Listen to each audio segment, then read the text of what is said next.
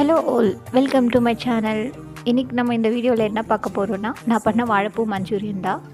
எனக்கும் கேட்குறது கொஞ்சம் வித்தியாசமாக தான் இருந்துச்சு. யூஸ்வலாக பொரியல் தான் பண்ணுவாங்க. ஏதாச்சும் டிஃப்ரெண்ட்டாக ட்ரை பண்ணலான்னு சொல்லிட்டு நானாக தான் இந்த மாதிரி ரெசிபி ஏதாச்சும் இருக்கான்னு சொல்லி தேடி பார்த்தேன். அதில் 2 ஆப்ஷன்ஸ் கொடுத்துருந்தாங்க. நான் பால் டைப் சூஸ் பண்ணி பண்ணலான்னு பண்ணேன். ஏன்னா அதுதான் கொஞ்சம் சாப்பிட்றதுக்கு நல்லாயிருக்கும்.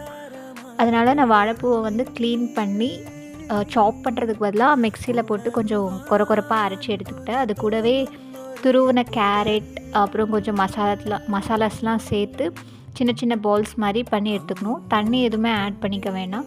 ஏன்னா அந்த மாய்ஸ்ட்டுக்கே நமக்கு கரெக்டாக இருக்கும். தண்ணி ஆட் பண்ணால் அப்புறம் மஞ்சூரியன் பால்ஸ் மேக் பண்ணுறதுக்கு முடியாது. இந்த மாதிரி சின்ன சின்ன பால்ஸாக மேக் பண்ணிட்டு மஞ்சூரியனுக்கு தேவையான இஞ்சி, பூண்டு, கேப்சிகம், ஆனியன், பால்ஸ், சாஸஸில் எல்லாமே ரெடி பண்ணிக்கிட்டேன். அதுக்கப்புறமா அடுப்பு பற்ற வச்சுட்டு இந்த கடாயில் வந்து பார்த்திங்கன்னா எல்லாமே போட்டு சாட் பண்ணிக்கிட்டேன். 1 or 2 minutes வந்து சாட் பண்ணால், ஹை ஃப்ளேமில் வச்சு சாட் பண்ணால் போதும். நான் இது வந்து நான் எப்படி பண்ணேன்றது தான் சொல்கிறேன். இதுதான் ப்ராப்பரான ரெசிபியான்னு கேட்டால் எனக்குமே தெரியாது. நான் ரெஃபரன்ஸ் அப்புறம் என்னோடய திங்ஸ் எல்லாமே கொஞ்சம் ஆட் பண்ணி தான் பண்ணேன். அப்புறம் சாஸஸ்லாம் போட்டு நல்லா சாட் பண்ணதுக்கப்புறமா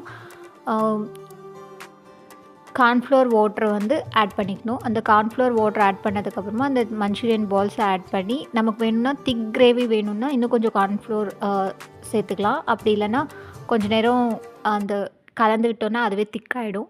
இதை ஆட் பண்ணி நல்லா நம்ம வந்து குக் பண்ணணும். இல்லைன்னா பச்சை வாசனை அப்படியே இருக்கும் கார்ன்ஃப்ளவரோடது. நல்லா குக் பண்ணிவிட்டு மேலாப்பில் கொஞ்சம் கொத்தமல்லி தூவி இறக்கிக்கிட்டேன். இதான் நான் பண்ண ரெசிபி.